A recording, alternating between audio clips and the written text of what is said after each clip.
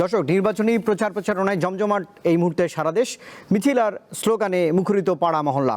যে ত্রয়োদশ জাতীয় সংসদ নির্বাচনের আয়োজন ঘিরে এত আয়োজন, তার আর মাত্র 7 দিন বাকি রয়েছে। কিন্তু এই নির্বাচন ঘিরে রাজনীতির মেরুকরণ কেমন হতে চলেছে তা নিয়ে আজ আমরা একটু কথা বলতে চাই। দেশভাবনা এই মুহূর্তের বাংলাদেশের আয়োজনে আমি স্টুডিওতে দুজন অতিথিকে আমন্ত্রণ জানিয়েছি। আমার সঙ্গে রয়েছেন ফকির সেলিম, সাবেক digital head voice of America. আপনাকে স্বাগত জানাচ্ছি সেলিম ভাই। একই সঙ্গে রয়েছেন জ্যেষ্ঠ সাংবাদিক মুক্তাদির রশিদ, বাংলা আউটলুকে আপনি কাজ করছেন, আপনাকেও আমন্ত্রণ জানাচ্ছি। শুরুতেই একটু সেলিম ভাই আপনার কাছে আসতে চাই যে যেহেতু 7 দিন বাকি, আমি শুরুটা এইভাবেই করলাম যে অনেক আকাঙ্ক্ষিত নির্বাচন, আতঙ্ক, আমেজ, সংশয়, কেমন দেখছেন নির্বাচনী পরিবেশ? এই সরল প্রশ্ন দিয়ে আসলে ঢুকতে চাই।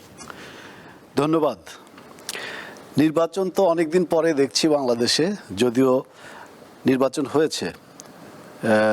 অফিসিয়াল যে টেনিউর বলে গভর্নমেন্টগুলোর, সেই সংখ্যা, সেই বছরগুলোর সংখ্যার পরপর গত কয়েক বছর নির্বাচন হয়েছে। কিন্তু আসলে নির্বাচন আমরা যখন ছোট ছিলাম তখন যে নির্বাচন ছিল সেই নির্বাচনের মতো নির্বাচন আগেরগুলোও হয়নি, এবারও হচ্ছে না। নির্বাচনের ঘোষণা আসার আগে যদিও প্রধান উপদেষ্টা বলেছিলেন যে অত্যন্ত উৎসব মুখর পরিবেশে খুব সুন্দর নির্বাচন হবে। তার কথা তিনি কি বুঝিয়েছিলেন জানি না। সেই আগের উৎসবের কথা যদি বুঝিয়ে থাকেন সেটা হচ্ছে না। তবে উৎসব হচ্ছে, আমরা ভার্চুয়ালি উৎসব দেখছি। প্রতি সেকেন্ডে নির্বাচনের নতুন নতুন উৎসবের পাতা খুলছি। মানুষের ভিতরে উৎসাহ উদ্দীপনা আছে। রাস্তাঘাটে চলাফেরা করতে করতে মানুষের সঙ্গে যত কথা হয়েছে, এখানে ওখানে মিছিল মিটিং একেবারে যে হচ্ছে না তাও না। তবে আগের মতো সেই পোস্টারে ছেয়ে যাওয়া ঢাকা শহর এখন আর নেই। পোস্টার বিভিন্ন জায়গায় লাগানো হচ্ছে, জনসংযোগও হচ্ছে, কিন্তু আগের সেই অনেক বছর আগের মতো অতটা জোরে সোরে নয়। মানুষ এখানে ওখানে যাচ্ছে, চায়ের আড্ডায় নেতারা যাচ্ছেন, লিফলেট বিতরণ করছেন, কিন্তু চাক্ষুষভাবে ফিজিক্যাল প্রেজেন্স তাদের যতটা না চোখে পড়ছে তার চেয়ে বেশি চোখে পড়ছে সোশ্যাল সাইটে তাদের উপস্থিতি। নিশ্চয়ই। মুক্তাদির রশিদ, আপনার কাছেও জানতে চাই যে প্রশাসনের তো এক ধরনের তৎপরতা একদম দৃশ্যমান। 7 দিন খুব কম সময় বাকি রয়েছে। আমরা দেখলাম 267 দিনের সব রাজনৈতিক দলগুলোর সঙ্গে ঐক্যমত্য কমিশনের বৈঠক করলো। এখন যে পরিস্থিতি দেখছে, নির্বাচনের আগে বড় দুই রাজনৈতিক দল যারা একসঙ্গে আন্দোলন সংগ্রাম করেছে, ক্ষমতা ভাগাভাগি করেছে, তারা এখন দুই মেরুতে অবস্থান করছে, প্রতিদ্বন্দ্বী বলা যায়। এই চিত্রটা আসলে কতটা উপভোগ করছেন, বা আপনার সামগ্রিক বাস্তবতায় নির্বাচনী পরিবেশ কেমন? রাজনৈতিক যে প্রেক্ষাপট এখন আছে, এটা বাংলাদেশে খুবই আনপ্রেসিডেন্টেড, এবং এরকম প্রেক্ষাপটটা ভবিষ্যতে কি দাঁড়াবে এটা নিয়ে যথেষ্ট সন্দিহান আমি। বিএনপি, আওয়ামী লীগ যেভাবে আগে রাজনীতি বা নির্বাচনের দিকে গিয়েছে, আমরা 96 সালের নির্বাচন দেখেছি, 2001 সালের নির্বাচন দেখেছি, এমনকি 2008 সালের নির্বাচন দেখেছি। সেই নির্বাচনের যেরকম ধারা আমাদের মনে পড়ে, আমাদের স্মৃতিতে আছে, সেটার সঙ্গে বর্তমানের যে নির্বাচনের একটা বিশাল পার্থক্য আছে।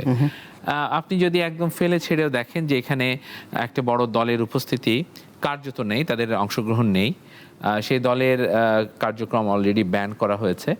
তো সেই প্রেক্ষাপটটা মাথায় রেখে আমাদেরকে আসলে ভাবতে হচ্ছে যে কাকে কিভাবে আমরা ভোট দিতে যাচ্ছি। একটা দল, বিএনপি, সেই দল একটা দীর্ঘ পথ পরিক্রমা পার হয়ে এখন এমন একটা জায়গায় এসেছে যে তার ভেতরে শুদ্ধির একটা কাজ চলছে। পাশাপাশি এত পরিমাণ নেতা নিগৃহীত শিকার হয়েছে শেখ হাসিনা আমলে, সেই প্রেক্ষাপটে সে কিন্তু সংগঠিত হয়ে ওইভাবে যে দলকে গুছিয়ে নিয়ে নির্বাচনের দিকে যাবে, সেইটা আমার আসলে মনে হয়েছে যে হয়নি। অন্যদিকে জামাত একদম 5 তারিখ থেকে প্রিপারেশন শুরু করেছে নির্বাচনের। সে বিএনপিকে বিভিন্ন ইস্যুতে ব্যস্ত রেখেছে, বিভিন্ন আন্দোলন নিয়ে তাদেরকে ব্যস্ত রেখেছে, কিন্তু সেই গোপনে হোক আর প্রকাশ্যেই হোক, তার যে নির্বাচনী প্রচারণা সে কিন্তু খুব সুন্দরভাবে করে এসেছে। এবং জামাতের সঙ্গে বিএনপির সম্পর্ক ছেদ হওয়ার পরে, মানে অ্যাটলিস্ট প্রকাশ্যে না, মানে তারা নিজেরা যখন আলাদা হয়েছেন তারপর থেকেই কিন্তু জামাত সবখানে তার ফুটহোল বা তার মানে যে কোনোভাবে হোক তার ক্ষমতাটাকে কেন্দ্রীভূত করার জন্য সব ধরনের ব্যবস্থা গত 8-10 বছর ধরে তারা নিচ্ছে। আমি বলবো যে প্রায় 10 বছরের বেশি সময় ধরে নিচ্ছে। ফলে জামাতের preparation is way better than of BNP, কারণ বিএনপি তো সামনে থাকছে, মাঠে থাকছে, রক্ত ঝরাইছে। সো ওদের জন্য কিন্তু যে কোনো চ্যালেঞ্জটা ওই সময় যতটা নিতে হয়েছে এটা অনেক দলের নেওয়া লাগেনি। হ্যাঁ, তো এই কারণে বিএনপির জন্য বিএনপির অবস্থা হচ্ছে যে আমি সবসময় বলি যে তার পলিসিটা হচ্ছে সুপার মার্কেট পলিসি, যে সুপার মার্কেটে আপনার সব কিছু সাজানো থাকে, আপনি যখন আগোরাতে যান বা ইউনিমার্টে যান আপনি সব কিছু সাজানো দেখতে পান এবং সেখান থেকে আপনার পছন্দ মতো কোনো জিনিস আপনি পিক করেন। আর জামাতের পলিটিক্সটা হচ্ছে MLM পলিসিক্স, হচ্ছে মাল্টি লেভেল মার্কেটিং, অর্থাৎ সে 5 জনকে তৈরি করে, তাকে দিয়ে আরও 5 জন তৈরি হয়, তার মাধ্যমে আরও 25 জন 30 জন 50 জন তৈরি হয়। ফলে সে করেছে কি, বাই লাস্ট 10 ইয়ার্স সে এইভাবে সবখানে পেনিট্রেট করছে, ফলে তার প্রিপারেশন ভালো। এখন প্রিপারেশন ভালো দেখে সে তার যে সমস্ত প্রচার মাধ্যম হোক, তার যে মেকানিজম আছে, সেই জিনিসটাকে সে বিএনপিকে কাউন্টার করে এন্টি বিএনপি যে ভোটগুলো আছে সেগুলো তার থলেতে নেওয়ার চেষ্টা করছে। এইটার এই রাজনীতি। কিন্তু ভয়ের বিষয়টা হচ্ছে আপনি কোনো আলোচনায়, এই বড় দুই দলের আলোচনায় বাংলাদেশের গণতন্ত্রকামী যে মানুষ তারা আসলে কি পেতে যাচ্ছে, তাদের ফিউচার কি হবে, তাদের ভবিষ্যৎ কি হবে, এই নিয়ে আলোচনা, এই নিয়ে ডিবেট, এইটার সংকট আছে। সংকটটা আছে কি, তারা বলছে আমরা এইভাবে করব, আমরা এটা করব, আমরা সৎ মানুষের রাজনীতি চাই। এখন সৎ মানুষের রাজনীতির কথা বলে আমরা ভারতে দেখেছি নরেন্দ্র মোদী ক্ষমতায় এসেছেন এবং তারপরে এসে বুলডোজার দিয়ে কিভাবে মুসলমান নিধনের প্রক্রিয়া তিনি শুরু করেছেন। একইভাবে দেখেছি যে বাংলাদেশে জোর করে যারা ওইখানে মুসলমান ধর্ম ধারণ করে তাদেরকে পুশ ইন করেছে। সো এই জায়গাগুলো নিয়ে আমাদের যথেষ্ট সন্দেহ আছে এবং জামাতের যে পলিটিক্যাল আইডিওলজি, যেভাবে ডক্টর শফিকুর রহমান ঢাকাতে কথা বলেন, তার যে লোকটা গত 50 বছর ধরে নির্যাতনের শিকার হয়েছে, তার কিন্তু ভাষা কিন্তু ডিফারেন্ট। সে নির্বাচনে সেই এলাকায় ক্ষমতাপ্রাপ্ত হওয়ার পরে কি ভূমিকা পালন করবে এটা নিয়ে আমার যথেষ্ট সন্দিহান এবং আমি খুবই ভয়ে থাকি। আমাকে একজন বিদেশি কূটনীতিক বলছিলেন যে দলটি 18 বছর এরকমভাবে ক্ল্যান্ডেস্টাইনভাবে থাকতে পারে, সে 18 মাসও একইভাবে থাকবে, তারপরে যে কি ভয়ঙ্কর রূপ নিবে এটা তো আপনি জানি না। বাট বিএনপির কথা, তাদের বক্তব্য যে বিএনপি যা আমরা দেখতে পাচ্ছি, বিএনপি হয়তো এরকমই, সে হয়তো নিজে আরো সংগঠিত হবে। আমাদের আসলে এখন ভাবনা উচিত হচ্ছে যে এই দল যাই আসুক, যে দলই আসুক, ইভেন আওয়ামী লীগ ধরেন একসময় ধরেন ফিরে আসলো, তাদেরও কিন্তু একটা ম্যান্ডেট নিয়ে আসতে হবে প্রত্যেককে, যে আমরা যে রাজনীতি করব সেইটাতে যেন জনকল্যাণ আসে, সেইটার একটা ঘাটতি আছে। ফকির সেলিম, খুব গুরুত্বপূর্ণ একটি বিষয় মুক্তাদির রশিদ জানিয়েছেন যে আমরা কি আস্তে আস্তে কট্টর ডানপন্থার দিকে এগিয়ে যাচ্ছে কিনা। আমি যদি উদাহরণ দিয়ে আপনাকে বলি যে নারীদের ভোটে অংশগ্রহণ একটি বিষয়, ধর্মের ব্যবহার ভোটে, এই বিষয়গুলো কোনো বার্তা দেয় কিনা? নিশ্চয়ই নিশ্চয়ই। তার আগে আমি একটু অ্যাড করি ওনার কথার সঙ্গে। উনি ভারতের উদাহরণ দিলেন, তো মোদি নির্বাচিত হওয়ার পরে ভারতে কিভাবে কট্টরভাবে ধর্মীয় একটা চালু হয়েছিল। একই সাথে আমি আরেকটি উদাহরণ দেব যুক্তরাষ্ট্রের। আমি যেহেতু যুক্তরাষ্ট্রে নির্বাচনের সময় ছিলাম, এই গত নির্বাচন, তার আগের নির্বাচনের সময়ও ছিলাম। এবার প্রেসিডেন্ট ট্রাম্প যখন নির্বাচিত হলেন, উনি কিন্তু বিপুল পরিমাণে মুসলমান ভোট পেয়েছেন। এবার আমি নিজে জানি, যেহেতু আমি ভয়েস অফ আমেরিকায় ছিলাম, আমার বিভিন্ন সময় কভার করতে হয়েছে, তো মুসলমানরা ভোট দিয়েছে, মিডল ইস্টের বিপুল জনসংখ্যা ভোট দিয়েছে, আমাদের সাউথ এশিয়ান রিজিয়নের মুসলমানরা যারা ভোট দিয়েছে। কিন্তু উনি নির্বাচিত হওয়ার পরে একেবারেই উল্টো চিত্র, ইমিগ্রেন্টরা ভোট দিয়েছে, অ্যান্টি ইমিগ্রেন্ট লগুলো জোরদার হয়েছে। ভারতে যেভাবে হয়েছে, আমেরিকাতে যেভাবে হয়েছে। আপনি যে প্রশ্ন করলেন যে ডানপন্থা মানে একদিকে যাচ্ছে কিনা, অবশ্যই যাচ্ছে। জামাতের রাজনীতি তো ধর্মভিত্তিক আমরা জানি, যদিও এটা নিয়ে অনেক বিতর্ক আছে। জামাতের দল নিয়ে, তাদের ফরমেশন নিয়ে, তাদের সংগঠনের আইডিওলজি নিয়ে অনেক রকম তর্ক বিতর্ক আছে। অনেকে প্রকাশ্যে বলেনও যে তারা ধর্মটাকে একেবারে নিজেদের মতো করে, মানে যদিও ইসলাম ইসলামের কথাই বেশি বলেন, কিন্তু তাদের তরিকা মতোই ইসলাম বলেন। আমি জানি না মূল ইসলামের সঙ্গে একেবারে সব কিছুর মিল আছে কিনা, হয়তো নেই, তা না হলে তো বিজ্ঞজনরা বলতেন না যে তারা তাদের মতো করে বলে। তারপরে রিসেন্টলি জামাতের বিভিন্ন ক্যাম্পেইনে ইভেন জামাতের আমির পর্যন্ত যে সকল নারী সমাজ নিয়ে যে সকল বক্তব্য দিয়েছেন, সেগুলো আমরা দেখতে পাচ্ছি যে এগুলো একটা দিকে নিয়ে যায়, যেগুলো ইঙ্গিত করে যে ভবিষ্যতে আমার মনে হয় এটা এখন যতটা ডিসেন্টলি উনি বলছেন, যদিও ডিসেন্ট নয়, কিন্তু এটার যদি একবার তারা দায়িত্বে আসেন তাহলে এটা ওই সীমা অতিক্রম করবে খুব সহজে, এবং সেটা আমাদের দেশের মানুষ শেষ পর্যন্ত সামলে নিতে পারবে কিনা যথেষ্ট সন্দেহ রয়েছে। আপনি ঠিকই বলেছেন, একটা দিকে চলে যাচ্ছে আর কি। আর যদি বিএনপির কথা বলেন, বিএনপিও আপনি যেহেতু ডানপন্থার কথাটা উল্লেখ করলেন, বিএনপিও কিন্তু একেবারে কট্টর ডানপন্থী না হলেও ডানের দিকেরই রাজনীতিতে বিশ্বাসী। সুতরাং নিঃসন্দেহে এটা ডানপন্থার দিকেই যাচ্ছে সব কিছু মিলিয়ে। আরেকটি বিষয় আপনি যদি একটু খণ্ডন করতেন, যে আপনি শুরুতেই বলছিলেন যে অনেকটা আতঙ্ক জায়গা বা উৎসবের সঙ্গে আপনি ডিজিটাল মিডিয়াগুলো ফলো করছেন, ভার্চুয়াল উৎসব চলছে, কিন্তু ভোটের আগে সাইবার আক্রমণ নিয়ে আতঙ্ক তৈরি হচ্ছে। আমরা জানলাম যে আমির সাহেবের এক্স হ্যান্ডেল, উনি বলছেন যে হ্যাক হয়েছে, কিন্তু এ নিয়েও আবার বিএনপি থেকে রাইট। সাইবার আক্রমণ ঠেকাতে নির্বাচন কমিশনের কোনো ধরনের তৎপরতা আপনি দেখছেন কিনা, বা এগুলো আসলে আর যে কম সময় বাকি আছে তাতেও তো উদ্বেগ তৈরি করে? নিশ্চয়ই নিশ্চয়ই। নির্বাচন কমিশনের তো প্রকাশ্যে আমরা দেখছি না তেমন কোনো তৎপরতা, বা এই যে বিশেষ করে জামাতের আমিরের এক্স আইডি হ্যাক হওয়ার বিষয়ে আমরা দেখলাম যে একজনকে বোধহয় সন্দেহ করা হয়েছে, তাকে জিজ্ঞাসাবাদ করা হয়েছে, কিন্তু এই অনেক সময় গড়িয়ে গেছে, ইতিমধ্যে কোনো রেজাল্ট আমরা পাচ্ছি না। তো এর প্রেক্ষিতে যদি তাদের অনেক বেশি সাইবার আক্রমণ ঠেকানোর বিশেষজ্ঞ আগে নিয়োগ করা থাকতো বা প্রিপারেশন থাকতো, ইতিমধ্যে আমরা রেজাল্ট পেতাম। আমার মনে হয় আরও প্রস্তুতি নেওয়া দরকার ছিল।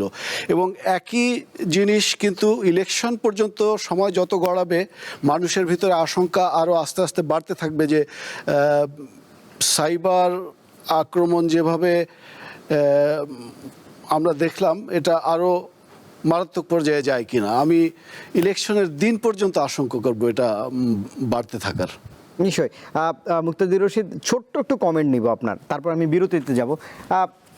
একে তো গুজব, অপতথ্য, আপনি মাঠের সংবাদকর্মী, আমরা মাঠে যখন সংবাদ কভার করি, স্বরাষ্ট্রমন্ত্র এমন অনেক ঘটনাই ঘটেছে গত দেড় দশকে যে সরকারের পক্ষ থেকে এক বক্তব্য দেওয়া হয়েছে, সেটার মিস ইন্টারপ্রেশন হয়েছে, একদম জাতীয় দৈনিকেও হয়েছে। এখন যে বাস্তবতায় রয়েছে বিপজ্জনক অবস্থায় এই সাইবার সিকিউরিটির যে ব্যবস্থাপনাগুলো, সেগুলোর উদ্বেগ নিয়ে বা আর্টিফিশিয়াল ইন্টেলিজেন্সের ব্যবহার নিয়ে কাদা ছোড়াছুড়ি করা হচ্ছে, কন্টেন্ট বানানো হচ্ছে, এগুলো নিয়ে যদি একটু বলতেন যে এটা আসলে কোন পর্যায়ে রয়েছে? এটা আসলে উদ্বেগজনক জায়গায় আছে এটা আমি বলতে চাই না, কারণ এটা যখন উদ্বেগজনক জায়গায় থাকে যে আপনি কন্ট্রোল করতে চাচ্ছি এবং তারপরে জোর করে হচ্ছে, এইটা রাজনৈতিক দলগুলো বিশেষত আমরা দেখতে পাচ্ছি। আগে দেখবেন যে মানুষগুলো আপনার ফেসবুকে এসে হাহারিয়াক দিত, তাদের এখন বড় অংশই দেখবেন শহীদ উসমান হাদির প্রোফাইল ইউজ করে, এবং তার যদি আপনি ওই পেজগুলোতে ফলো করেন দেখবেন যে কোনো একটা বিশেষ রাজনৈতিক দলের হয়ে তারা কাজ করছে। অর্থাৎ এই মডেলটা বেসিক্যালি 2012 থেকে 14 সালে ইন্ডিয়াতে ছিল। ইন্ডিয়ার যে আইটি সেল, অর্থাৎ বিজেপির যে আইটি সেল, এটা এত নটোরিয়াস ছিল যে এটা নিয়ে প্রচুর রিপোর্ট হয়েছে, বই পর্যন্ত হয়েছে।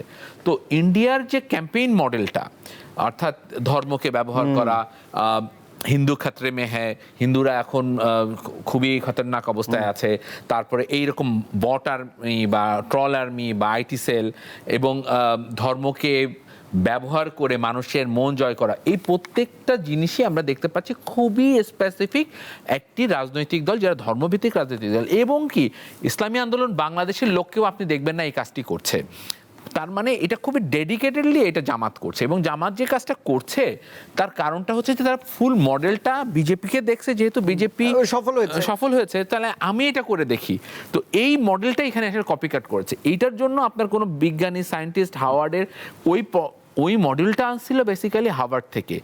তারপরে আপনি ওরা মডেলটা আছে অক্সফোর্ডে পড়া, অক্সফোর্ড গ্রাজুয়েট থেকে। আপনি খেয়াল করে দেখবেন যেখানে হাওয়ার্ড পায় নাই, ওরা নিয়ে আসছে হাওয়ার্ড থেকে। সো ওই মডেলটাই তারা এখানে ক্যাম্পেইন হিসেবে রয়েছে। এবং এইটা নিয়ে আপনি উদ্বিগ্ন আমি হচ্ছি শুধু এখন না, কারণ এটা আমরা আগে থেকেই বলছি।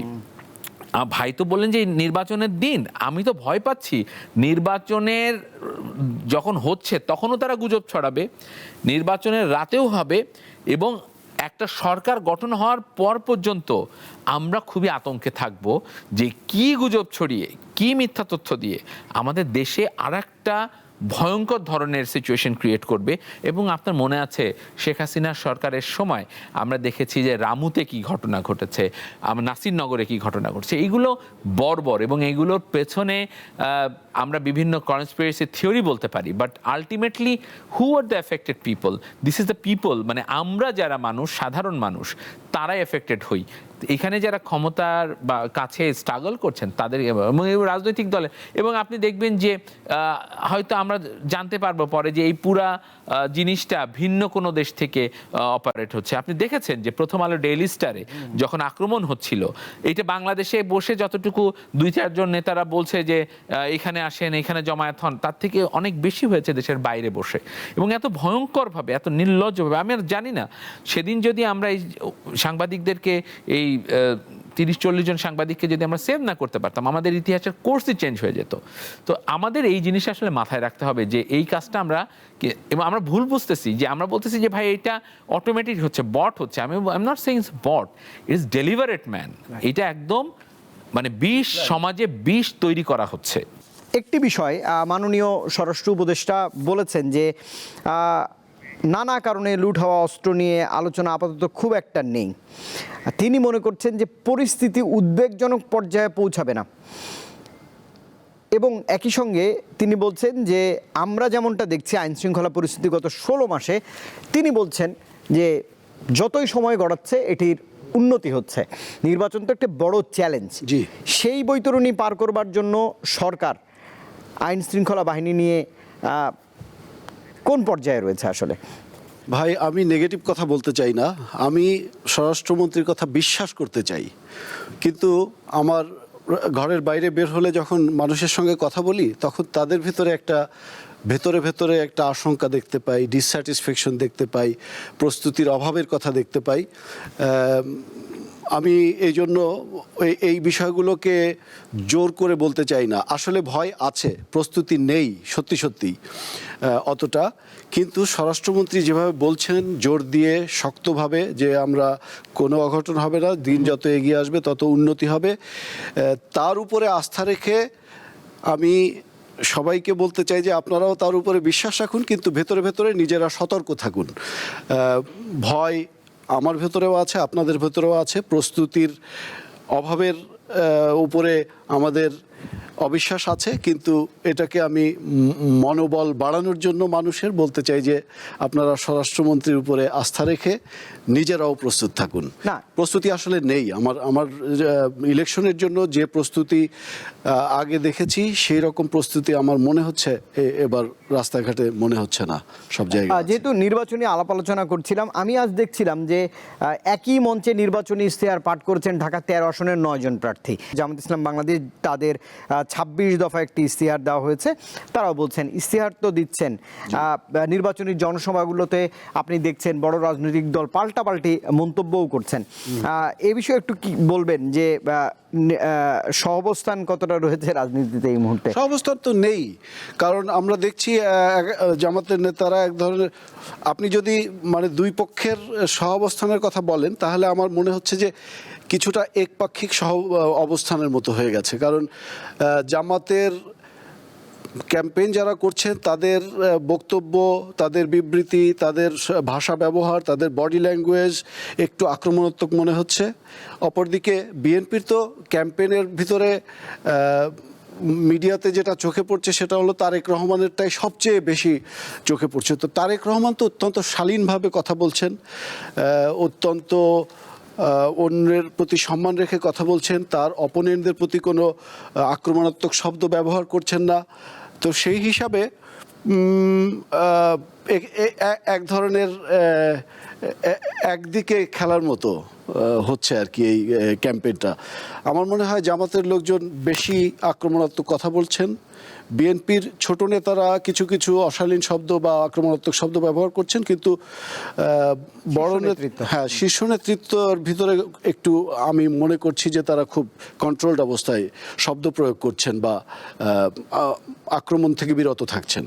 নিশ্চয়ই। মুর্তজা রশিদ, আপনার কাছে একটু অন্য বিষয় জানতে চাই। আমার জানা মতে বাংলাদেশের 55 বছরের বয়সে জামাত ইসলামী সর্বোচ্চ 19টি আসন পেয়েছিল। আমি এবার মাঠে নির্বাচনী প্রচার প্রচারণাগুলো কাভার করতে আমি উত্তর জনপথে গিয়েছিলাম, বিএনপির ক্যাম্পেইনগুলো কাভার করার সুযোগ হয়েছে আমার। আমি যেমনটা দেখছি যে বলছিলাম যে ডানপন্থার উদ্ভব হচ্ছে কিনা, নির্বাচনী প্রচার প্রচারণায় কোন দল এই মুহূর্তে এগিয়ে রয়েছে, এক তাতে করে কি আপনি দৃশ্যমান যে বিএনপি বা জামাত কাদের ভোট আপনি মাঠের পরিস্থিতিতে বেশি মনে করছেন, বা নতুন রাজনৈতিক দলগুলোর সঙ্গে বড় দুই দলই জোট করেছে, এনসিপির মতো দল শেষ পর্যন্ত তারা 16 মাসের এই অন্তর্বর্তীকালীন সরকারকে এনেছেন, তারাও একটি বড় জোটে অংশীজন হয়েছেন, এইগুলোকে কিভাবে বিশ্লেষণ করবে? আপনি যে প্রশ্নটা করেছেন এটা প্রথম ফ্রেমিংয়ে আসি, সেটা হচ্ছে যে ফার রাইটের উত্থান। ফার রাইটের উত্থানটা বেসিক্যালি গ্লোবাল ফেনোমেনা। আমেরিকার ফরেন পলিসি কি হয়, ফরেন পলিসি সে কিভাবে হ্যান্ডেল করবে, সেটার সাথে গ্লোবাল পলিসিগুলা নির্ধারিত হয়। বিভিন্ন দেশে ওইভাবেই সরকার ব্যবস্থা গঠিত হয়। আপনি যদি দেখেন, যখন কমিউনিস্টদেরকে আমেরিকা ঠেকাতে পারছিল না, ম্যাক্সিমাম দেশগুলোতে সেনাবাহিনীর ক্ষমতা নিয়েছে, কোথাও পিনেশে নিয়েছে, কোথাও এরশাদ নিয়েছে, এইভাবে ফিলিপাইনেও তাই হয়েছে। স্বৈর শাসকদের এক ধরনের উত্থান ঘটেছে, অর্থাৎ কমিউনিস্টদেরকে কাউন্টার করার জন্য তখন এই মডেলটা ছিল। এখন গ্লোবাল ট্রেডের যে ট্রেন্ড চলছে, সেই ট্রেন্ডে চায়নার যে বিশাল ব্যাপ্তি, তার যে বাজারকে যদি আপনাকে কাউন্টার করতে হয়, তাহলে আপনাকে কনজারভেটিভ একটা আইডিয়া নিয়ে আসতে হবে। সো তারা ওই কনজারভেটিভ আইডিয়ার আদলে সেই সমস্ত দেশগুলোতে তারা খুঁজছে যে যেখানে আমার কনজারভেটিভ অথবা ফার রাইট উইং যেখানে কাজ করবে, তাদেরকে যদি আমরা ব্যাক করি, প্রমোট করি, তাহলে আমার ইকোনমি যেভাবেই থাকবে, ওর ইকোনমিকে ও কন্ট্রোল করতে পারবে এবং চায়না চাইলে অনেক কিছু করতে পারবে না। এবং এই কাজটা আপনি ইউরোপে অলরেডি দেখেছেন, বাংলাদেশে এরকম হওয়াটা খুব অস্বাভাবিক না। এবং আপনি দেখেছেন যে রিসেন্টলি যে ওয়াশিংটন পোস্টে যে রিপোর্ট এসেছে, সেখানেও কিন্তু আমেরিকা যে প্রচ্ছন্নভাবে ব্যাকিং করতেছে জামাতকে, এবং জামাত হয়তো খুশিতে ঠেলায় পড়ে একে পছন্দও করে ফেলতে পারে, but this is very faulty যে আপনার দেশের পলিসি মেকিংটাকে আপনি আপনার নেতৃত্ব না দিয়ে আপনি একটা দেশের প্রতি আনুগত্য দিয়ে আপনি রাজনীতির বয়ান তৈরি করছেন। এবং এইটার সবচেয়ে বড় সংকটটা আমি ইভেন জামাতের লোকদেরও আমি বলছি যে আপনাদের সংকটটা হবে এরকম যে আপনাদেরকে এখন হয়তো প্রমোট করছে, কিন্তু পরবর্তীতে যে আফগানিস্তানের মতো সিনারিও বা মিডল ইস্টের অন্যান্য কান্ট্রির মতো সিচুয়েশন হবে না। এবং আপনি দেখেন কাদ্দাফি দেখেন, সাদ্দাম হোসেন দেখেন, এইরকম সিচুয়েশন হবে না, ইউ নেভার নো। আমার মনে হয় যে তাদের এই পলিসিটা, মানে dependency on the people is fine, but আপনি যখন অন্য দেশ আপনাকে ব্যাকিং দিচ্ছে, স্মুথ রিলেশন হচ্ছে, দেখে আপনি ভালো আছেন, এই মডেলটা। এবং এখন যেটা এর ফলে যেটা হবে আপনি দেখেন, আপনার এইখানে একমাত্র চীনকে কাউন্টার করার জন্য এই সমস্ত মডেল আসতেছে, কিন্তু অন দ্য আদার সাইড কি হয়েছে, ইউরোপে দেখেন ইউকে অলরেডি চায়নায় গেছে, তাদের সাথে ট্রেড চলে আসবে, ইউরোপিয়ান ইউনিয়ন হবে, ইন্ডিয়ার সাথে চায়নার সম্পর্ক এখন বেড়ে গেছে। ফলে the scenario was what you are seeing in the past, এখন টোটালি চেঞ্জ। সো আমাদের এখন মাল্টিপোলার একটা সিচুয়েশনের দিকে যেতে হচ্ছে। আমেরিকার রাইট উইংয়ে উত্থানে যে তার উপকার হইতে পারে, সে দেখেন কি করছে, ইলেকশনের পরে সব চেঞ্জ, আইসের কারণে ওইখানে মায়ের খাচ্ছে মানুষ। মিনেসোটাতে আমি গিয়েছি, মিনেসোটাতে মোস্টলি সোমালিয়ানরা থাকেন, ওইখানে সোমালিয়ানরা ওই সিটি গড়ছে, এটাকে বলে টুইন সিটি। তো দুইটা সিটিকে তারা গড়ে তুলছে, মিনেসোটার সোমালিয়ান মানুষরা ওইখান থেকে মাইগ্রেট করে। অথচ দেখেন এখন ওইখানকার যাদেরকে 60-এর দশকে নেওয়া হয়েছে ইমিগ্রেন্ট করে, তাদেরকে এখন আইস কিভাবে হত্যা করছে বা নির্যাতন করছে, হোয়াট এভার ইউ সে। আমি বলছি যে এই জায়গাটা আমরা যদি ওর কনজারভেটিভ, ওর আইডিয়াতে ওর ইমপ্রুভ হবে, ওর উপকার হবে। আমার দেশের মতো দেশগুলোতে যেখানে মানুষ অনেক লিবারেল থিঙ্কিং নিয়ে পছন্দ করে বা চলতে পছন্দ করে, তাদের জন্য এটা মানে আত্মঘাতী সিদ্ধান্ত হবে। আমি এখানে নির্বাচন নিয়ে আসলে খুব একটা শঙ্কিত না নির্বাচনের, কারণ নির্বাচনে যদি কোনো ভায়োলেন্স হয় এইটা কেবলমাত্র পলিটিক্যাল পার্টি করবে। তাহলে পলিটিক্যাল পার্টি কি আছে? বিএনপি, জামাত এবং এর বাইরে আওয়ামী লীগ। আওয়ামী লীগের কি ওই ক্যাপাসিটি আছে কিনা যে তারা ফয়েল করবে নির্বাচনের দিন? তারা যেটা করতে পারে, তারা হয় বিএনপির সাথে হয়ে মিলে অথবা জামাতের সাথে হয়ে তারা একটা বড় যুদ্ধ বাধাই দিতে পারে, যেটা মানে কোনো ঝামেলা বাধাই দেয়। যুদ্ধ বলতে আমি বোঝাচ্ছি যে দুই পক্ষের ভিতরে। এই কাজটা কিন্তু ৭৫-এর সময় হয়েছে। ৭৫ পরবর্তী সময় জামাত অনেক সময় অনেক বড় র্যালি করছে পাবলিক হিসাবে করে, শেখ মুজিবের বিরুদ্ধে আন্দোলনগুলোকে তারা চাঙ্গা করছে। তো ওই কাজটা যে এখন হবে না, উই নেভার নো। তাহলে এইটা আওয়ামী লীগ এটা করতে পারে, কিন্তু এখন আপনি আওয়ামী লীগ করতে পারে দেখে আপনি সব আওয়ামী লীগকে মানে সামষ্টিকভাবে অপরাধী বানাবেন, এটা আমি পছন্দ করি না বা এটা আমি সমর্থন করি না। আমাদের দরকার আছে যে রাজনৈতিক দল যারা এখন প্রকাশ্যে রাজনীতি করতে সক্ষম হচ্ছে, তারা যদি দায়বদ্ধ থাকে তাদের নিজেদের কাছে। আপনি দেখেন শেরপুরে যে ঘটনাটা ঘটেছে, তারপরে কিন্তু তারা নিজেরা বুঝেছে ওকে এটা হয়ে গেছে, একজন মারা গেছে, আইনি প্রক্রিয়ার ভিতর দিয়ে যাব, আমরা এইভাবে করব। পরের দিন কিন্তু ভায়োলেন্স আর হয়নি। ওইটার ঘটনার পরে কিন্তু আমরা দেখেছি যে থিংস ইমপ্রুভড। সমস্যা হয়েছে হাদির ক্ষেত্রে, হাদিকে হত্যা করা হয়েছে নৃশংসভাবে, তারপরে কিন্তু সবার নিরাপত্তা। আমি গতকালও 2 জন ক্যান্ডিডেটের প্রচারণীতে ছিলাম, তাদের জন্য পুলিশ প্রোটেকশন দেওয়া হয়েছে। মানে আপনি যে উড়াই দিচ্ছি যে কিছু করা হয়নি এই সরকার, এটা আমি বলবো না। দায়িত্বটা জনগণেরও আছে। আমি যাকে নির্বাচিত করছি তাকে নিরাপত্তার দায়িত্ব দেওয়াটাও আমার জন্য জরুরি। আমি যদি মনে করি যে আমার ভোট সেন্টারটা আরেকজন দখল করে নিবে, একমাত্র আমি যদি অ্যালাউ করি সেটা সম্ভব। আর আমি যদি বলি যে না, আমি ভোট দিব, সুন্দরভাবে ভোট দিব, এবং সেটা সম্ভব। আপনি দেখেন 2024 সালে যখন নির্বাচন হয়েছিল, যে নির্বাচনের কথা আমরা অলমোস্ট ভুলতে বসেছি, ওই নির্বাচনে সবকিছু মানে মেজর কোনো ভায়োলেন্স হয়নি, মেজর কোনো ভায়োলেন্স হয়নি। 2টা কুমিল্লাতে কিছু মানুষ মারা গেছে, কিন্তু বড় ধরনের ভায়োলেন্স হয়নি যে একদম পুড়াই দিচ্ছে, ইয়ে করছে, অনেক হয়নি। মানুষ এখানে রিজেক্ট করছে এবং ভোট দিতে যায় নাই। অর্থাৎ people participation in the election it's very important. এবং আমি যদি মনে করি যে আমি এটাকে প্রোটেক্ট করব, ভালো রাখবো, তাহলে দেখবেন যে সুন্দর ইলেকশন হচ্ছে। আর আমি যদি মনে করি আমি ভায়োলেন্ট হব, আপনি বলেন তো এই যে 5 আগস্টে আমরা যারা এখানে গিয়েছি, আদার দ্যান জার্নালিস্ট, আমরা যারা সাংবাদিক, তারা তো কভার করেছি। মানুষকে কি আপনার বাসায় যে বলা হয়েছে যে ভাই আসেন, নেমে আসেন? তারা নেমে আসছে। সো এই নির্বাচনটা আমি মনে করি বাংলাদেশের মানুষের জন্য একটা শুভ সূচনা। তারা যদি মনে করে যে ভায়োলেন্সের দিকে যাবে, তাহলে ভায়োলেন্সের দিকে চলে যাবে। আর যদি মনে করে যে না, আমাদের উচিত এটা গুছিয়ে নিয়ে সামনের দিকে এগিয়ে যাওয়া, এবং এই মুহূর্তে আওয়ামী লীগ নাই, ভবিষ্যতে হয়তো আওয়ামী লীগ আসবে, আওয়ামী লীগ বিএনপি সবাই মিলে আরো সুন্দরভাবে কিভাবে নির্বাচন হতে পারে সেটাও আমরা ভবিষ্যতে ভাববো। নিশ্চয়ই। পরিসংখ্যান আসছে জাতীয় দৈনিকগুলোতে, নিয়মিতই আসছে যে নারীরা কাকে ভোট দিচ্ছেন বা কোন শতাংশে ভোট দিতে পারেন। তরুণ ভোটার 4 কোটির বেশি রয়েছে। জাতীয় নির্বাচনে আওয়ামী লীগ সমর্থকদের, যেহেতু মুক্তাদির রশিদ বলছিলেন যে আওয়ামী লীগ যেহেতু নিষিদ্ধ বা ভোটে অংশ নিচ্ছে না, প্রায় 48% এখন বিএনপিকে সমর্থন করছে। আবার অন্যদিকে দেখা যাচ্ছে যে 52% মানুষ অন্য কোনো প্রার্থীদের বেছে নিতেও পারেন, এমন একটা আনসার্টেন পরিস্থিতির মধ্যে। আবার ইয়াং ভোটার রয়েছে 4 কোটি। আপনার প্রজেকশন কি বলছে যে আসলে এই জরিপগুলো আসলে কি বার্তা দিচ্ছে? এই জরিপগুলো নিশ্চয়ই কিছু একটা বার্তা দিচ্ছে, তা নাহলে জরিপ হতো না তো রেজাল্টটা। আমি বলি আপনাকে, গত 17 বছর একটি দল বাংলাদেশের রাষ্ট্রীয় দায়িত্বে ছিলেন। ক্ষমতায় বলছি না, আমি ক্ষমতা শব্দটা ব্যবহারই করতে চাই না, কারণ কেউ নির্বাচিত হলে যদি ক্ষমতায় যায় তাহলে আমাদের মতো সাধারণ জনগণের প্রবলেম। দায়িত্ব দিই আমরা তাদেরকে ভোট দিয়ে। তো যারা দায়িত্বে ছিলেন তারা দায়িত্ব নেননি, তারা ক্ষমতায় গিয়েছিলেন, যার কারণে গত সরকারগুলোর আমলে, একটা সরকারই বারবার এসছে, তারপরেও সরকারগুলো বলছি, আপনার মানুষ ভোট দিয়ে বা না দিয়ে হোক তাদেরকে গত সময়ে বাংলাদেশের রাষ্ট্রীয় ক্ষমতায় রেখেছিল। তো আমরা এই গত সরকারের আমলে যাদেরকে দেখেছি, বলতে গেলে তারা সবাই আওয়ামী লীগার, আর যারা তাদের বাইরে ছিলেন তারা চুপচাপ ছিলেন। তো সেই হিসাবে দেখা যায় যে চুপচাপ অংশ যদি 50% হয়, অ্যাটলিস্ট বাকি 50% আওয়ামী লীগের লোকজন ছিল। তো বাংলাদেশে 18 কোটি মানুষের মধ্যে 12 কোটির উপরে ভোটার। তো এই ভোটারদের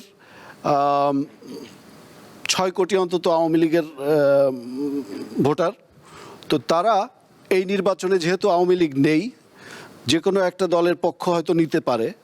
তো আওয়ামী লীগ বলতে যারা একেবারে মন প্রাণ দিয়ে আওয়ামী লীগ দলটি করেন তারাই তো নন। আমাদের মতো খেটে খাওয়া সাধারণ মুটে মজুর জেলে ফকির সবাই তো কোনো না কোনো দল সমর্থন করেন। তারা হয়তো জোরালো আওয়ামী লীগার না, কোনো না কোনোভাবে সমর্থন করেন দলটিকে। তো তারা এই 17 বছর পর এবার যেহেতু একটা নির্বাচন হচ্ছে, দেশে একটি পরিবর্তন আসছে, একটি নির্বাচিত সরকার দায়িত্বে আসবে, এই স্বপ্ন নিয়ে দেশটা আবার আগের ট্র্যাকে ফিরে যাবে, এই স্বপ্ন নিয়ে ভোট দিতে আসবে। এই জরিপগুলো সেটার ফলাফল। তারা 48% মানুষ বিএনপিকে ভোট দেবে বলছে, এটা সত্যি। কিন্তু আমি মনে করি আরও বেশি মানুষ হয়তো বিএনপি সমর্থনে আসবে। কি কারণে? ওই একই কারণে যে জামাত একটি ধর্মভিত্তিক রাজনীতির আদর্শ নিয়ে চলা একটি দল। জামাত নিয়ে নানান বিতর্ক আছে, বাংলাদেশের মুক্তিযুদ্ধ নিয়ে জামাতের অবস্থানের বিষয়ে বিতর্ক আছে। তো এই সব কারণে আমার মনে হয় আরও বেশি অংশ যারা আওয়ামী লীগ ভোট দিতে চাইবে এই জরিপের ফলাফলে হয়তো ডাবলও হয়ে যেতে পারে, যার কারণে ফিজিক্যালি ভোটিংয়ের ফলাফল হয়তো অনেক বেশি চমকপ্রদ হতে পারে মানুষের কাছে। মানে আমি বলছি যে এন্টি জামায়াত সেন্টিমেন্টটা ওই আওয়ামী লীগাররা আসার কারণে হয়তো অনেক বেশি শক্ত হয়ে উঠতে পারে, এবং এটার ফলাফল যদি ঠিকঠাক মতো ইলেকশন হয় আমরা দেখতে পারি 12 তারিখের পরে। আরেকটি বিষয়, এবার তো ভোট নতুন রং পেয়েছে, গণভোট হচ্ছে, এবং আমরা 16 মাস যাবৎ অন্তর্বর্তীকালীন সরকারকে দেখছি। সরকারের থেকে গণভোটের প্রচারণাও করা হচ্ছে, সরকারি প্রতিষ্ঠানগুলোতে প্রচারণা রয়েছে, যদিও ইসি বলেছে এটি আসলে করা বাঞ্ছনীয় নয়, কন্ট্রাডিক্টরি। আপনি নিশ্চয়ই ফলো করছেন। গণভোটে গণমানুষের সচেতনতা আপনি কেমন দেখছেন? গণভোট সম্পর্কে মানুষের সচেতনতা খুবই কম। আমি যাদের সঙ্গে কথা বলেছি বেশিরভাগই জানে না গণভোট কেন হচ্ছে, কি হচ্ছে। হ্যাঁ না ভোট সম্পর্কে মানুষ জানে না। কিন্তু মানে মানুষের কেন যেন মনে হচ্ছে, যাদের সঙ্গে কথা বলেছি, যে হ্যাঁ জিতলে বিএনপির সমস্যা হবে, না জিতলে জামাতের ভালো হবে, এরকম একটা ধারণা।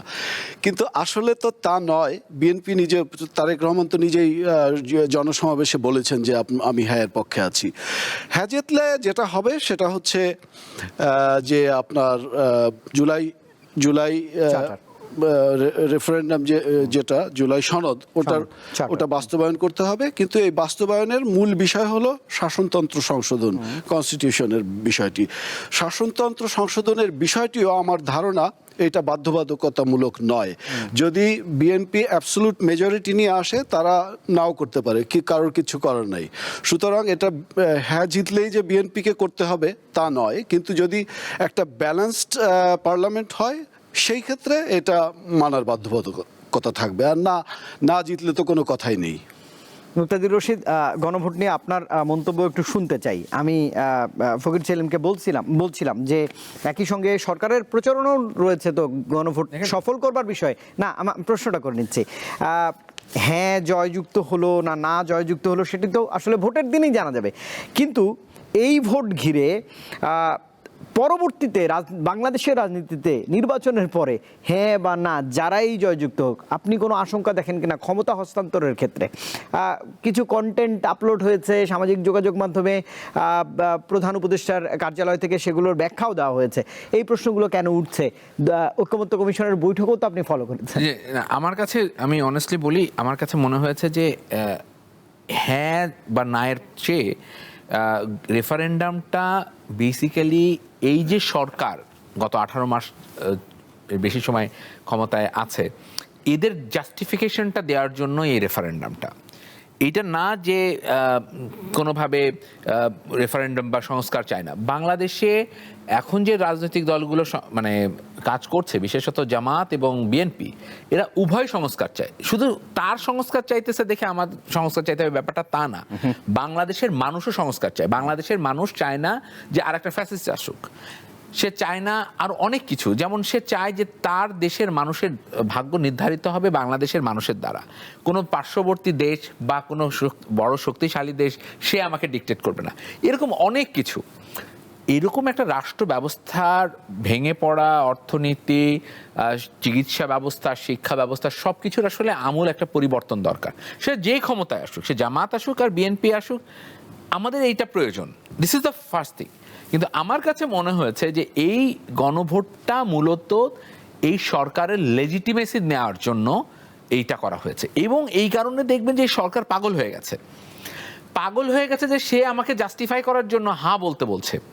আমি হ্যাঁ বলবো কিনা, বাঙালির সমস্যাটা হলো আপনি তাকে যদি বলেন ভালোবেসে, সে আপনার সব কথা শুনবে, কিন্তু আপনি যদি তাকে ডিসিশন মেকিং চাপায় দেন।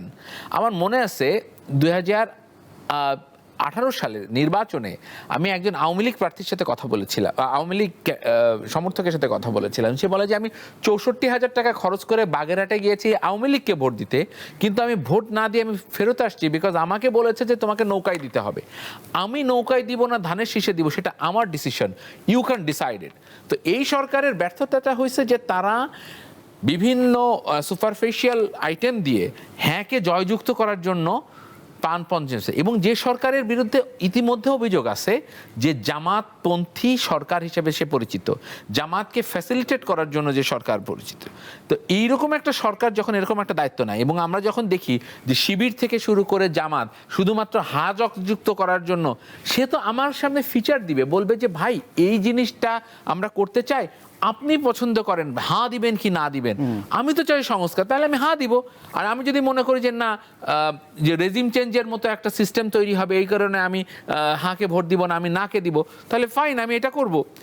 আমাকে যে ছেড়ে দিচ্ছে না, এইখানেই আমার কাছে মনে হচ্ছে মানুষজন এটা বিরক্ত এবং না ভোট দিয়ে দিতে পারে। এই সরকার যেহেতু লেজিটিমেসি, এবং আপনি দেখবেন যে তৌহিদ সাহেব অলরেডি, যে ফরেন অ্যাডভাইজার অলরেডি বলেছেন যে 55% হচ্ছে তারা মনে করছেন যে ভোট কাস্টিং হবে, টার্নওভার হবে। তো এইটা বলার কারণ হচ্ছে যে 50%-এ যদি হ্যাঁ না যাই হোক, ভাই ভোটের টার্নওভারটা যদি আমি বেশি দেখাইতে পারি, তাহলে এটা গ্লোবালি অ্যাকসেপ্টেড হবে। আর ভাই যেটা বললেন যে 6 কোটি ভোটার আছে, আমি আসলে ভাইয়ের কথা with due respect, I don't believe. আমি 2024 সালের ইলেকশনটা কাভার করছি, এবং বড় বড় কুতুব যে নেতারা ছিলেন আওয়ামী লীগের, তাদের আমি দেখছি কান্নাকাটি করতেছে ভোটার আনতে। আমি এমনও মানুষকে, আমি আল জাজিরায় তখন কাজ করতেছিলাম, আমার মনে আছে আমি এমন একজন ক্যান্ডিডেটকে পেয়েছি, তারে বলছে যে তুই ভোটটা দিয়ে যা, তোর বয়স্ক ভাতা আমি ম্যানেজ করে দিব। এইভাবে করে বাড়ির থেকে ধরে ধরে এনে তাদেরকে ভোট দিতে পারে নাই। ভোটার আছে কিন্তু তারা 6 কোটি ভোটার যদি থাকতো, তাহলে সরকার তারা গঠন করে মাস্তিতে থাকতে পারতো। তারা আত্মগ্লানিতে ভোটার আনতে পারে নাই। আপনি আমার ভিডিও ওই সময় ভাইরাল হয়েছিল যে আমি ডামি মামুদের ইলেকশন করতেছে, এবং আমার ওই সময় আমার একটা ভিডিও আমি শেয়ার করছিলাম, এটা দেখলাম যে লক্ষ লক্ষ মানুষ দেখতেছে যে একই দলের লোকজন, কেউ ডাব, কেউ আম, কেউ নৌকা নিয়ে দাঁড়ায় গেছে, তারপরেও ভোটার আনতে পারে নাই। তার মানে হচ্ছে যে তার লেজিটিমেসি ছিল না। আমি একজন ফরেন ডিপ্লোম্যাটের সাথে তখন কথা বলতেছিলাম, সে বলল যে দেখো 24 সালের নির্বাচনের পরে আমরা এই রিপোর্টটা আমাদের হেডকোয়ার্টারকে দিয়েছিলাম যে এই সরকারের জনভিত্তি নাই। তো আমার কাছে বারবার মনে হচ্ছে যে এই গণভোটটা বেসিক্যালি জনভিত্তিটা আনার জন্য, যে এই রেফারেন্ডামে ইয়েস বলো নো বলো এটাতে কিছু যায় আসবে না, মেনলি তাদেরই হচ্ছে যে মানুষের পার্টিসিপেশনটা বাড়ানো। এই কারণে দেখবেন আওয়ামী লীগ যে নেতাদের সাথে যদি আপনি এখন কথা বলেন, আমি যখন কথা বলছি, তারা বলছে যে আমরা তো ইলেকশন করতে চাই, কিন্তু আমাদেরকে তো করতে দিচ্ছে না। তার মানে তারা যদি বলে যে আমরা ভোট হতে দিব না, তার মানে তাদের জন্য একটা ব্যাড প্ল্যান। তার মানে এখন তারা যেটা করছে, সবখানে বলছে যে আমার যেহেতু আপনি নৌকাইতে ভোট দিতে পারতেছেন, তাহলে এটা কিসের ভোট? তাহলে আমার ভোটকে, তারা বলছে না যে ভোট হইতে দিবে না, তারা বলছে যে এটা ভোট না। তো এই জায়গাটাতে হ্যাঁ চালাচ্ছে নো ভোট, হ্যাঁ নো ভোট। তো এইটা দিয়ে মানুষজন আসলে খাবে না। হ্যাঁ, মানুষ যাতে খায়, মানুষ যাতে আসে, হ্যাঁ না বলে, এই লেজিটিমেসি নেওয়ার জন্যই মূলত এই সরকার এই রেফারেন্ডাম নামে একটা জিনিসকে সামনে দিছে। আমি মনে করি তাতে যদি কিছু ভোট বৃদ্ধি পায়, টার্নওভারটাই মেনলি এখানে ফ্যাক্ট করবে, এবং সেই ফ্যাক্টরে যদি টার্নওভার বেশি হয় তাহলে ডেফিনেটলি বিএনপি ক্ষমতায় আসবে। যদি টার্নওভার কমতে থাকে, সেক্ষেত্রে জামাতের সংখ্যাগরিষ্ঠতা আসবে কি না, এটা ডিপেন্ড করবে ফাইনালি এনসিপির কোয়ালিশনের সাথে। এবং আপনার মাথায় রাখতে হবে যে এইখানে একটা বড় ফ্যাক্টর আছে, ইসলামী আন্দোলন বাংলাদেশ। ইসলামী ভোট একত্রিত হইলে যতটা সুখকর হতো জামাত ইসলামের ক্ষমতায় যাওয়া, সেই জিনিসটা হবে না, কারণ ইসলামী ভোট এখন ডিভাইডেড। আর ইসলামী ভোট, দেওবন্দের প্রভাব এত বেশি বাংলাদেশে, ইসলামী ভোটে তারা ওই দলকেই ভোট দিবে যারা দেওবন্দপন্থী। মওদুদিবাদকে বাংলাদেশের ইসলামপন্থীরা না বুঝে হয়তো অনেকে সমর্থন দেয়, কিন্তু মানে বেসিক্যালি এই রাষ্ট্র কাঠামোতে বড় ধরনের প্রভাব সবসময় দেওবন্দিরা রেখেছে। এবং এই যে আমাদের কথিত সেকুলার একটা নেচার ছিল, বলার চেষ্টা করেছিল, কিন্তু সেখানে এসে বলেছে যে না, আমরা সব ধর্মকে রেসপেক্টফুল ভাবে দেখব, এই ধারণাটা বেসিক্যালি দেওবন্দ থেকে এসেছে।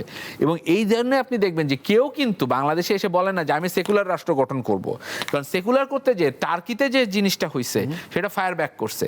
আমার দেশে কিন্তু আলটিমেটলি দেখবেন যে ধর্মের প্রতি রেসপেক্টফুল। এবং যদি আওয়ামী লীগ কখনো ফেরত আসে, আই ক্যান বেট ইউ, যদি আওয়ামী লীগ কখনো ফেরত আসে, সে মুসলিম লীগ হিসাবে আসবে, আওয়ামী লীগ হিসাবে আসবে না। বাংলাদেশের মানুষ কয়েকটা বিষয়ে কম্প্রোমাইজ করে না। তার একটা হচ্ছে তার ধর্মকে সে রেসপেক্ট করে, মানুক আর না মানুক। আপনি ভাইবেন না যে ধর্মের প্রতি মানুষ এত বিগলিত। ধর্ম, আপনি বাইরে মানুষের ড্রেস দেখে আপনি মনে করছেন, আপনি প্রচুর মানুষকে পাবেন যে ধর্ম করেও সে দুর্নীতির সাথে জড়িত। প্রচুর মানুষকে, যে নামাজে পড়তেছে, যে পরিমাণ মানুষ নামাজ পড়ে, আপনি ওই দেখে যদি আপনি মনে করেন ধর্ম এস্টাবলিশ হচ্ছে, বিষয়টা না। কারণ আমাদের দেশের মানুষের মোরাল কোড হয় নাই। মোরাল কোডটা যেদিন দাঁড়াবে তখন আপনি বলবেন যে মোরাল কোডের ভিত্তিতে সোসাইটি গড়ে ওঠে। আমাদের দেশের সোসাইটিটা এখনো মোরাল কোডের ভিত্তিতে, রাইট অ্যান্ড রং এর পার্থক্য সে এখনো বুঝতে শেখে নাই। এই কারণে আমি বলছি যে যেই মানুষটা টাকা খাচ্ছে, যে মানুষটা ধরেন বিকাশে টাকা নিবে, সে যে তার পছন্দের প্রার্থীকে ভোট দিবে, এইটা নট, মানে এটা শিওর, কিন্তু যাকে প্রমিস করছে তাকেই দিবে, এটা ভাবা। এবং আপনি দেখেন, আপনাকে একটা মজার ফেনোমেনা বলি, ঢাকা শহরে খুব ইন্টারেস্টিং ফেনোমেনা ঘটে গেছে, যা দেখে যেহেতু সাংবাদিকরা ঢাকার বাইরে কম যায় এবং মোটামুটি মানুষ ঢাকা কেন্দ্রিক নিউজ দেখে। ঢাকাতে আমি অনেকগুলো রিক্সাওয়ালাকে করলাম, মিরপুরে যেহেতু আমি থাকি, তো মিরপুরের রিক্সাওয়ালারা বলে যে তাদের প্রায় 2000 লোককে নিয়ে আসছে বিভিন্ন প্রান্ত থেকে, যে ঢাকায় এসে তারা রিক্সাওয়ালা কিছুক্ষণ পরে চলার পরে তারা বলা শুরু করবে যে আমরা আওয়ামী লীগ দেখছি, বিএনপি দেখছি, এবার ধানের শীষে এবার আমরা জামাতে ভোট দিব। হ্যাঁ, তো এইভাবে তারা একটা ন্যারেটিভ দাঁড় করানোর চেষ্টা করছে। বাট আমাদের যেটা দরকার ছিল, এরকম মানে সূক্ষ্ম যে সমস্ত মানে আমি বলবো যে ইলেকশনারিং বাইরে মানুষকে সচেতন করা দরকার ছিল যে আসলে আমরা কোন নৈতিক অবস্থান থেকে বাংলাদেশকে সামনের দিকে এগিয়ে নিতে চাই। ফকির সেলিম, আপনার কাছে একটু শেষ করব আপনাকে দিয়েই, সেটি হচ্ছে যে যেহেতু সরকারের সামনে এই নির্বাচনী বৈতরণী পার করবার মোটা থেকে বড় বড় চ্যালেঞ্জ রয়েছে, আইন শৃঙ্খলা বাহিনীর অবনতি আছে, সেই চ্যালেঞ্জগুলো তো রয়েছে। সরকারের কি আর কোনো পদক্ষেপ গ্রহণের এখনো স্কোপ রয়েছে কিনা শান্তিপূর্ণ গণতান্ত্রিক পন্থায় বাংলাদেশকে এগিয়ে নেবার জন্য? অন্তর্বর্তীকালীন সরকারের তো দায়িত্বই ছিল ইলেকশন করে একটা নির্বাচিত সরকারের হাতে দেশের দায়িত্ব দিয়ে চলে যাওয়া। সেই দায়িত্বের জন্যই তারা এই সরকার গঠন করেছিল এবং এতদিন কাজ করেছে। যদিও এর ভিতরে এই সব নিয়ে নানান কন্ট্রোভার্সি আছে, এই সরকারের প্রতি মানুষের বিশ্বাস নেই, আস্থা কমে গেছে, সব কিছু ঠিক আছে, কিন্তু তাদের মূল কাজ ছিল একটা ইলেকশন করা। সেই ইলেকশনের জন্যই গত এই 17-18 মাস প্রস্তুতি নিয়েছেন এবং আমি আশা করি যে খুব শক্তভাবেই প্রস্তুতি নিয়েছে। তার ভিতরে হয়তো কিছু ঘাটতি থাকতে পারে কোথাও কোথাও, যেরকম আইন শৃঙ্খলা পরিস্থিতির বিষয়টি আমি নিজেও স্যাটিসফাইড না যে অত প্রস্তুতি আছে কিনা। উনি বললেন যে 8 লাখ আইন রক্ষাকারী বাহিনীর সদস্য রয়েছে, উনি যত সদস্যই নিক, আরো যদি 8 লাখ ও আনে, তারপরেও মূল মোদ্দা কথা যেটা, সেটা হচ্ছে যে আমরা আমাদের দায়িত্ব যদি ঠিকমতো পালন করি তাহলে কোনো ভায়োলেন্স হবে না, ঠিকমতো নির্বাচন হবে। এবং সরকার দায়িত্বপূর্ণ অবস্থান থেকে, মানে যে প্রশ্ন আপনি করছিলেন যে সরকারের মূল টার্গেটই ছিল ইলেকশন করা এবং তার জন্য সব কিছু গুছিয়ে হয়তো সরকার করেছে, কিন্তু মানুষের মনের ভিতরে নানান রকম অশান্তি এবং প্রশ্ন বিরাজ করছে। কারণ আমি শুনেছি অনেক মানুষ বলছে যে এই সরকার একটা দলের পক্ষে কাজ করছে, এই সরকারের অনেক লোকজন, হ্যাঁ অনেক লোকজন আছে, তারপরে ক্ষমতায় বসাইতে পারলে যেন তারা খুশি হয়, ইলেকশনকে ইনফ্লুয়েন্স করার যে ফোর্সগুলো আছে, যেরকম মিডিয়া, তারপরে আপনার প্রশাসন, বিভিন্ন জায়গায় যারা ইলেকশন কন্ডাক্ট করবে, অ্যাডমিনিস্ট্রেশন করবে যারা ইলেকশনগুলো, তাদের যে অফিসিয়ালগুলো, তাদের ভিতরেও নাকি একটি দলের লোকজন বেশি আছে, জামাতপন্থী লোকজনের প্রভাব আছে। এখন সব প্রস্তুতি সরকার নিয়েছে, আমরা সাধারণ মানুষ হিসেবে দেখছি যে সব কিছু ঠিক আছে, কিন্তু তারপরেও কি থেকে কি যেন ঘটে গেল এইরকম একটি শঙ্কা মানুষের মনে রয়ে গেছে। আপনি একবার উল্লেখ করেছেন ইঞ্জিনিয়ারিংয়ের কথা। কারচুপি আর ইঞ্জিনিয়ারিং যদিও এক বিষয় নয়, কারচুপি অনেক হালকা, কিন্তু ইঞ্জিনিয়ারিং অনেক শক্ত জিনিস। এটা যদি না হয় তাহলে মানুষের আশা পূরণ হবে, এবং মানে 3M, মা, মাটি, মানুষ, দেশ, সার্বভৌমত্ব এবং জনগণ, এই স্বপ্নটা পূরণ হবে মানুষের, এই আশা আমি রাখছি। মানে ইতিবাচক কথা বলতে চাই, আমি কোনো নেতিবাচকের দিকে যেতে চাই না, কিন্তু মনের ভিতরে মানুষের মতো আমারও একটি প্রশ্ন আছে। সব কিছু ঠিক আছে, তার ভিতরেও একটা আশঙ্কা আছে। নিশ্চয়ই এই আশঙ্কা দূর করে গণতান্ত্রিক পন্থায় বাংলাদেশ হাঁটবে, এই প্রত্যাশা রেখে ফকির সেলিম, অসংখ্য ধন্যবাদ, মূল্যবান সময় দিয়েছেন দেশ ভাবনায়। আপনি ভালো থাকবেন। মুক্তাদির রশিদ, মাঠের সাংবাদিক, আপনার সঙ্গে মাঠে দেখা হয়, কাজ করি। ভালো থাকবেন। আপনার বিশ্লেষণের জন্য অনেক ধন্যবাদ। অন্যদিন নিশ্চয়ই সুযোগ থাকবে আরও বিশ্লেষণের। দর্শক, বাংলাদেশের জন্য আসলে একটি সামনের যে চ্যালেঞ্জের পরিস্থিতি, সেটি হয়তো উতরে যাবে মানুষ যদি ভোটে অংশ নেয়, ভোটাধিকার প্রয়োগ করে, যেটি থেকে তারা অনেক দিন বঞ্চিত ছিল। ভোট দেবেন এবং বলা যায় যে গণতান্ত্রিক বাংলাদেশ বিনির্মাণে আপনি সহযোগী হবেন, এই প্রত্যাশা ব্যক্ত করে আজ শেষ করছি দেশ ভাবনায় এই মুহূর্তের বাংলাদেশ। শুভরাত্রি।